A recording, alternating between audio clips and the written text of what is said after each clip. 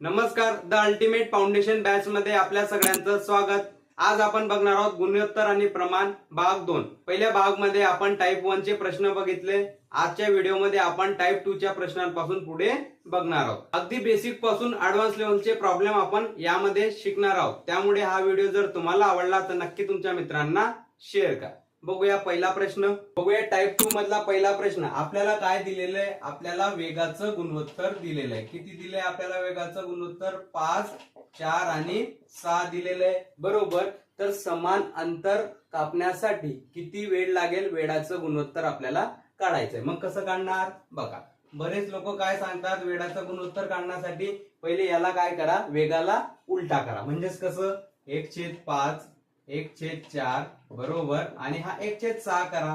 पण मी तुम्हाला असं अजिबात काही सांगणार नाही, बरोबर। आपण काय करू, आपल्याला फक्त वेळ काढायचा आहे। कसा काढणार वेळ बघा।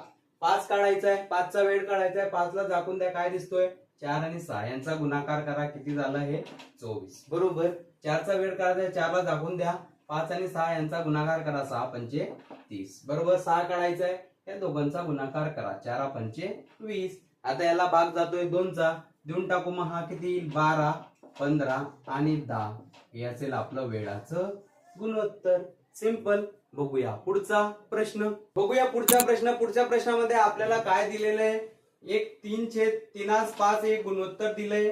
त्याच्यामध्ये कोणती संख्या मिळवावी म्हणजेच ते गुणोत्तर 5/6 होईल, बरोबर। असं आपल्याला दिलंय। मग कसं सॉल्व्ह करणार बघा। अतिशय सिंपल सांगतो बघा।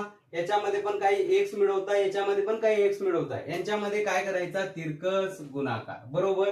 तिरकस गुणाकार करायचा आणि जो गुणाकार मोठा असेल तो अगोदर लिहायचा। जसं बघा, 6 त्रिक 18 लहान आहे आणि 5 5 25 मोठा आहे, म्हणून इथे येईल तुमचा 25 आणि इकडे येईल तुमचा 18, बरोबर। मोठा अगोदर लिहायचा। नंतर आता बघा इथे, बघा इथे एक्स एक्स आहे, बरोबर, सारखा आहे। सारखा नंबर असेल तर डायरेक्ट लिहायचं, पण इथे प्लस आणि मायनस असेल तर ते जोडून जातील। आपण तसं पुढे बघणार आहोत, बरोबर। आता इथे एक्स आहे, या दोघांची फक्त वजाबाकी करा। किती येणार आहे? 6 - 5 म्हणजे 1 येईल, बरोबर। म्हणजे हे किती उरलं? 7, म्हणजे एक्स ची किंमत आली तुमची 7। 7 ऍड करावं लागेल, तेव्हाच हे प्रमाण काय होईल? 5/6। सिंपल। बघूया पुढचं एक्झाम्पल। बघा पुढचा प्रश्न। पुढच्या प्रश्नामध्ये काय दिलंय आपल्याला? 30 सेकंदाचं 2 मिनिटाशी गुणोत्तर काढायचंय, बरोबर। जेव्हाही असा प्रश्न आपल्याला सॉल्व्ह करायचा असेल तेव्हा आपल्याला हे युनिट सारखं पाहिजे। जर इथे सेकंद असेल तर इकडे पण सेकंद पाहिजे, जर इकडे मिनिट असेल तर इकडे पण मिनिट सारखं असेल तरच गुणोत्तर निघेल, नाहीतर निघणार नाही। मग मी काय करणार? सेकंद मध्ये घेणार। इकडे 30 सेकंद गुणोत्तर काढायचं आपल्याला 2 मिनिट। 2 मिनिट म्हणजेच किती होतात?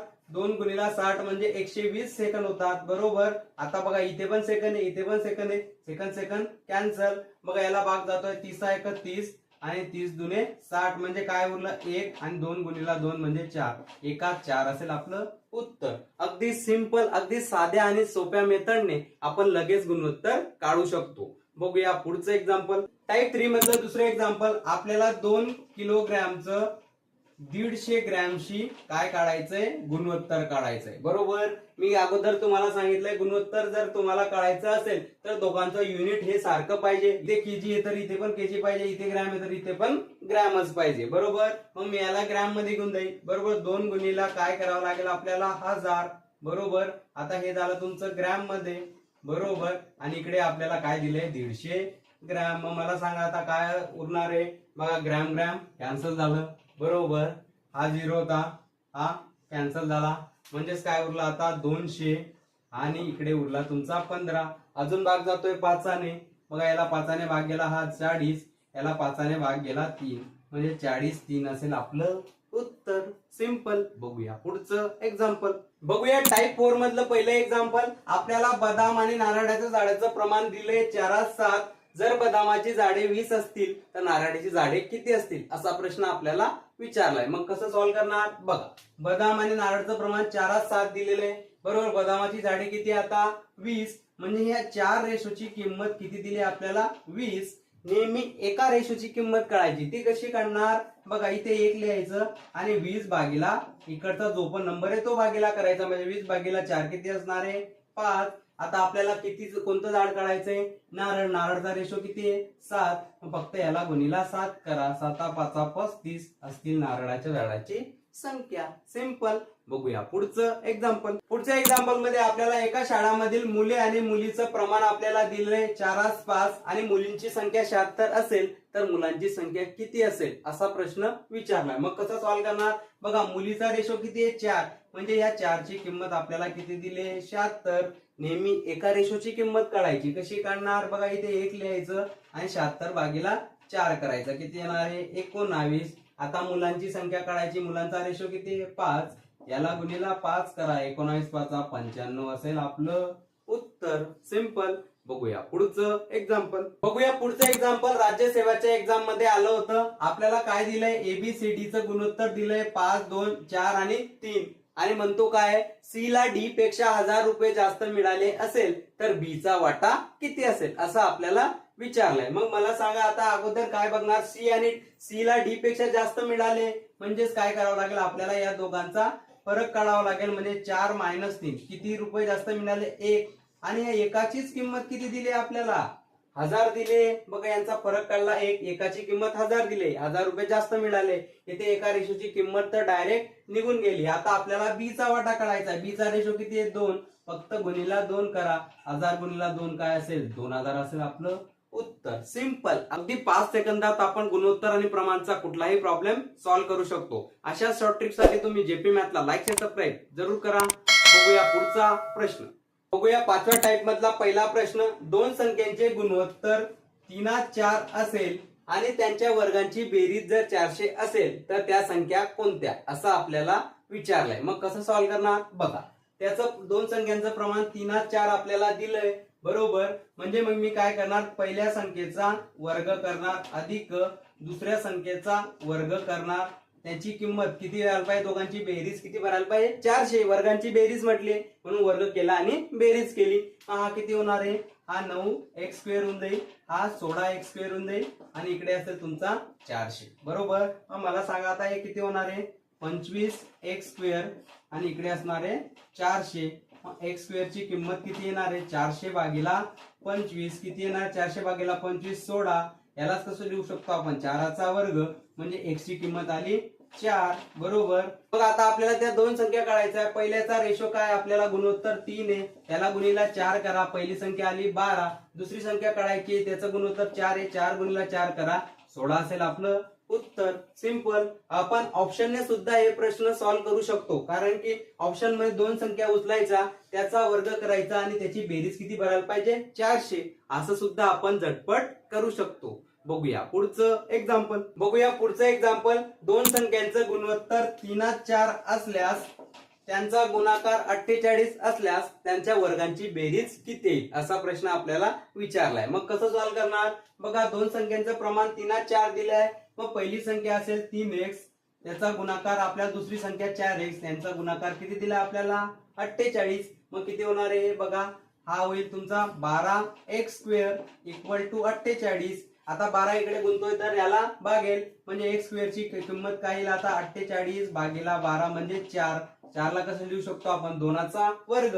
मग x ची किंमत काय आली तुमची? 2 आली बरोबर. आता काय म्हणतो आपल्याला? त्यांच्या वर्गाची बेरीज आपल्याला विचारतोय बरोबर. म्हणजे काय करावं लागेल? आपल्याला या संख्येचा वर्ग करावा लागेल. म्हणजे पहिली संख्या 3x बरोबर. 3x चा वर्ग करावा लागेल म्हणजे किती येणार आहे? 3x चा वर्ग 3 दुने 6 आणि 6 चा वर्ग किती असेल? 36 बरोबर. नंतर दुसरी संख्या काय आपली? 4x चा वर्ग करावा लागेल. काय असेल? 4 गुणीला 2 म्हणजेच किती येणार आहे? 8. 8 चा वर्ग किती येणार आहे? 8 चा वर्ग 64 आणि याची बेरीज विचारतोय तो किती असेल? 100 असेल आपलं उत्तर. सिंपल. बघूया पुढचं एक्झाम्पल. बघूया आजच्या व्हिडिओ मधला शेवटचा प्रश्न. हिऱ्याची किंमत त्याच्या वर्गाच्या बेरजेच्या समानुपाती असेल जर हिऱ्याचे वजन 1 2 3 4 या प्रमाणात तुकडे झाले तर हिऱ्याची किंमत मध्ये 70,000चा तोटा होतो तर हिऱ्याची मूळ किंमत काय असेल असं आपल्याला विचारलंय. मग कसं सॉल्व्ह करणार? बघा आता आपल्याला बघा हिऱ्याची किंमत त्याच्या वजनाच्या वर्गाच्या समानुपाती असेल बरोबर. पण समजून घ्या आता मी हिऱ्याची मूळ किंमत काढतोय बरोबर. मूळ किंमत काय असेल? मूळ किंमत बघा याची बेरीज करायची म्हणजे हा येईल फक्त x, हा 2x आणि हा 3x आणि हा 4x यांची बेरीज करून काय करायचं त्याचा वर्ग. किती होणार आहे हे बघा, हे होतील तुमचे बघा, हे होतील 10x चा वर्ग म्हणजेच किती येणार आहे आता 100x². बरोबर, हे येईल हिऱ्याची मूळ किंमत. बरोबर, पण आता हिरा आपला काय झालाय तुटला असेल तर मग त्याची किंमत काय असेल बघा, हे वेगवेगळ्यांची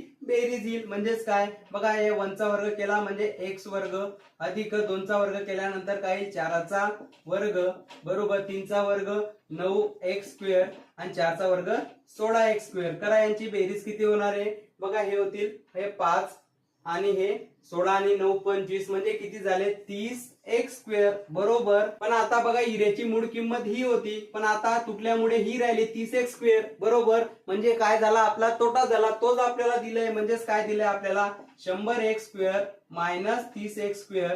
याची किंमत आपल्याला किती दिली 70,000 रुपये. एका रेशोची किंमत काढायची, x² ची किंमत आपल्याला काढायची. मग 100 मधून 70 गेले तर 70x² आणि इकडे असेल तुमचा 70,000. बरोबर, म्हणजे बघा हा इकडचा 70 गेला हा 70 गेला मग x² ची किंमत काय आली तुमची 1000. आता आपल्याला मूळ किंमत किती आहे आपली 100x². 100x² म्हणजे 100x², x ची किंमत आली आता 1000. मग आपली मूळ किंमत असेल 100 गुणिला 1000 किती येणार आहे ती, तर ती येईल 1,00,000 रुपये असेल या हिऱ्याची मूळ किंमत. सिंपल. अशाच पद्धतीने मॅथ शिकण्यासाठी तुम्ही जेपी मॅथला लाईक शेअर सबस्क्राईब जरूर करा. भेटूया पुढच्या व्हिडिओमध्ये गुणोत्तर आणि प्रमाणचा पुढचा व्हिडिओ घेऊन. जय हिंद.